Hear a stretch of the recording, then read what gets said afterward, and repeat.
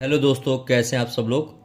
एक बार फिर आप सबका स्वागत है फिजिक्स क्लासेस बाय गुरुजी में। आज का जो हमारा डिस्कशन है वो हिंदी माध्यम के लिए है और हिंदी माध्यम के इस डिस्कशन में या इस लेक्चर में हम जो बात करेंगे वो बात करेंगे ग्राफ की, कि कैसे ग्राफ गति में बनते हैं, किस तरीके के ग्राफ हम बना सकते हैं और किन ग्राफ का अध्ययन करने से हमें कौन सी चीज प्राप्त होती है। तो जैसा ने बताया कि आज का अध्ययन हमारा किससे संबंधित है बेटा, ग्राफ से संबंधित है। तो देखो कुछ महत्वपूर्ण ग्राफ, इसका डीप नॉलेज नहीं है आपको, उसमें बेसिक है तो बेसिक को बेसिक की तरीके से कवर करते हैं। जो पहला हमें ग्राफ बनाना है, विस्थापन व समय के मध्य ग्राफ।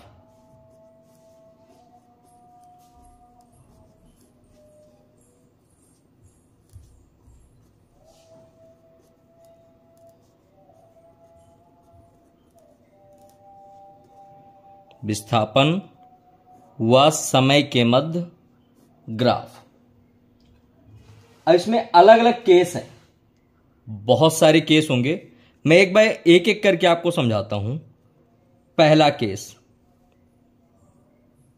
जब वस्तु निश्चित वेग से गतिमान हो, जब वस्तु निश्चित वेग से गतिमान हो तब कैसा ग्राफ बनेगा विस्थापन और समय के बीच में। देखो, जब वस्तु नियत वेग के साथ नियत वेग से गतिमान हो,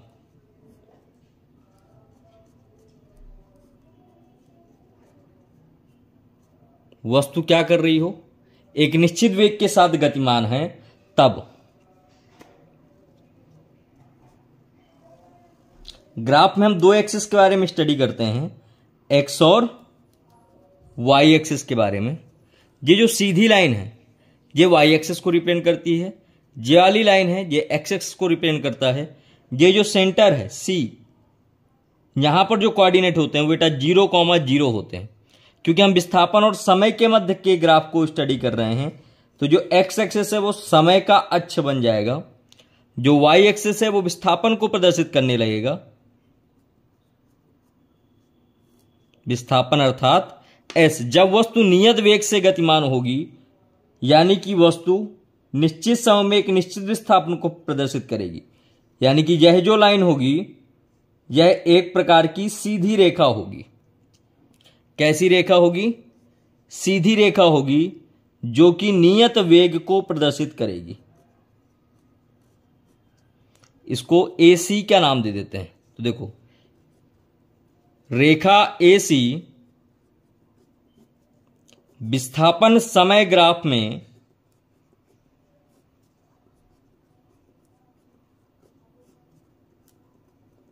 विस्थापन समय ग्राफ में नियत वेग को प्रदर्शित करती है, नियत या निश्चित या कांस्टेंट वेग को प्रदर्शित करती है।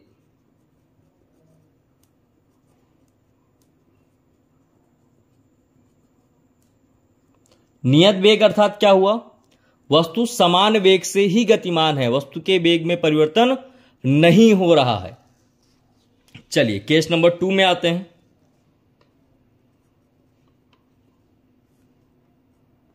केस सेकेंड क्या कहता है हमारा, अगर कोई एक्स रेखा, इसको ऐसे लिखते हैं, जब वस्तु का वेग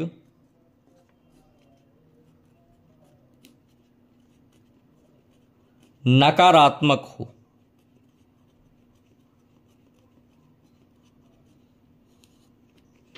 जब वस्तु का वेग कैसा हो बेटा, नकारात्मक हो। यार ये नकारात्मक शब्द ना बड़ा खतरनाक होता है, अगर जीवन में आ गया तो चीजों को बड़ा उतार चढ़ाव भरी चीजों को कर देता है। देखो, सही करने की हिम्मत उसी में आती है जो गलती करने से नहीं डरते।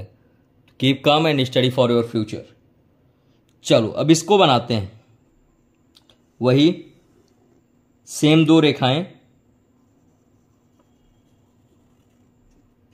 समय यानी कि टी, विस्थापन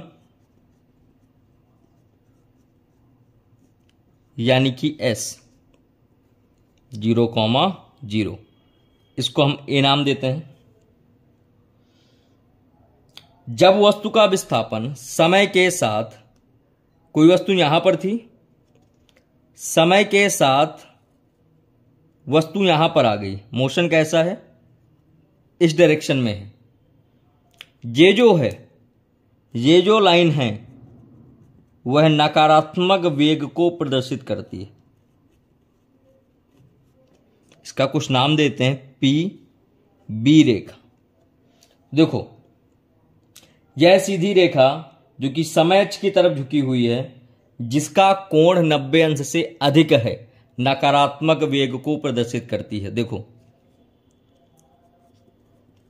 रेखा पीबी समय अक्ष के साथ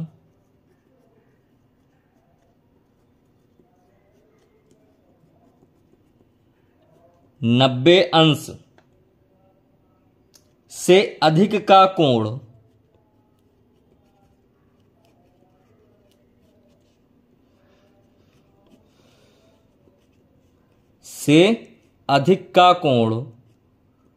बनाते हुए नकारात्मक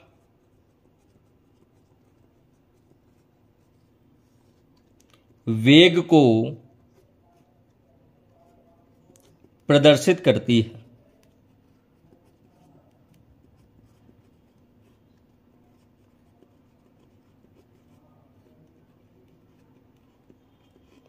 किस वेग को ये रेखा प्रदर्शित करती है बेटा?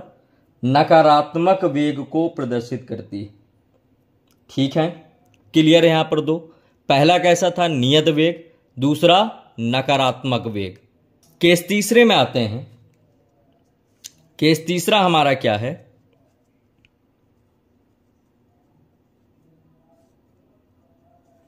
केस तीसरा ऐसा है कि मैंने किसी वस्तु को लिया और उसको ऊपर की तरफ खूब सारा फोर्स लगाकर फेंका, यानी कि उसको त्वरित गति प्रदान की। कैसी गति प्रदान की?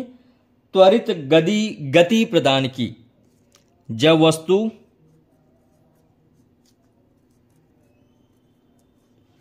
किसी त्वरण के साथ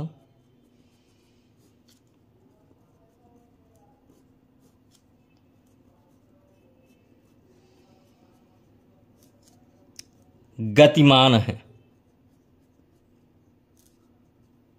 अगर त्वरण के साथ गतिमान है तो क्या होगा?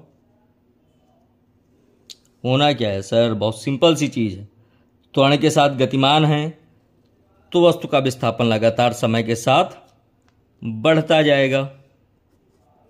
यार बहुत सिंपल सा मीनिंग है। तुम घर से निकले, तुमने अपनी साइकिल उठाई और पैडल मारने शुरू कर दी, मतलब उसको गति देना शुरू कर। जब तुम पैडल मार रहे हो बेटा, बहुत जोर जोर से पैडल मार रहे हो, तो जैसे जैसे समय बढ़ता गया तुम्हारी दूरी भी क्या हुई? विस्थापन भी क्या हुआ? बढ़ता गया। पी ओ, ये जो पीओ रेखा है यह त्वरित गति को प्रदर्शित करती है। किसको प्रदर्शित करती है बेटा? त्वरित, तुम्हारी साइकिल चलाने की रास्ता। जैसे तुम दो दोस्त निकले, ठीक है, अब दोनों दोस्त साथ में निकले और दोनों गाड़ी चला रहे हो या साइकिल चला रहे हो। एक ने बड़ी जोर से पैडल मारा और वो स्कूल जल्दी पहुंच गया, एक बेचारा धीमे धीमे आ रहा था, उसको समय लगा। जो त्वरित गति के साथ जा रहा था वो जल्दी पहुंचा, जो धीमे आ रहा था उसने और ज्यादा समय लिया। क्लियर है यहां तक? अब देखते हैं मंदन के बारे में। केस 4।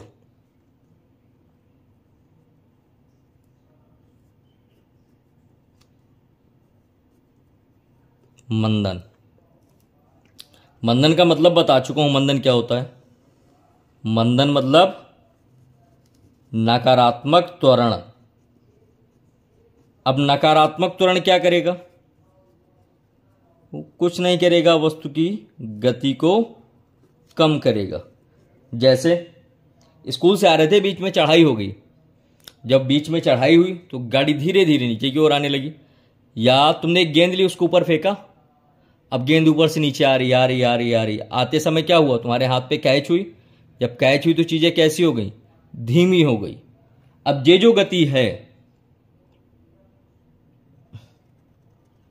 पहले हम यहां पर थे, समय के साथ साथ साथ साथ क्या हो गया, हमारा विस्थापन कम होता शुरू हो गया। पीओ ये किसको प्रदर्शित कर रहा है, मंदन को प्रदर्शित कर रहा है। तो 4 ग्राफ हैं विस्थापन और समय के। पहला क्या था, जब नियत वेग के साथ कोई वस्तु गतिमान हो, दूसरा जब नकारात्मक वेग के साथ गतिमान हो, तीसरा जब वस्तु त्वरित गति से गतिमान हो, चौथा जब वस्तु मंदन से गतिमान हो। आशा करता हूं कि आपको ये चारों के चारों समझ में आए होंगे। अगर समझ में आए तो मेरे चैनल को लाइक करो, शेयर करो और सब्सक्राइब करो। मिलते हैं नेक्स्ट वीडियो में, तब तक के लिए जय हिंद, जय भारत।